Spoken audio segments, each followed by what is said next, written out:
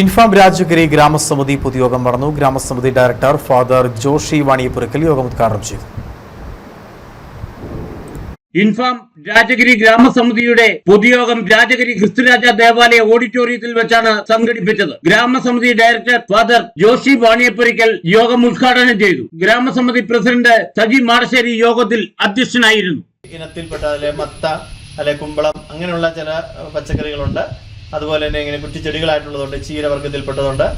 അതുപോലെ തന്നെ പച്ചക്കറിയും പഴവും കൂടി ചേർന്നതിൽ മരം വർഗത്തിൽ ഇപ്പം വാഴ അല്ലെങ്കിൽ കപ്പളം ഇങ്ങനെയുള്ള കാര്യങ്ങളൊക്കെ. അപ്പം അതിൻ്റെ പല കാറ്റഗറിയിൽ രീതിയിൽ ഉള്ള അത് നിങ്ങളെ മഹിളാ സമാജത്തെ അറിയിക്കുമെന്നാണ് അച്ഛൻ പറഞ്ഞിരിക്കുന്നത്.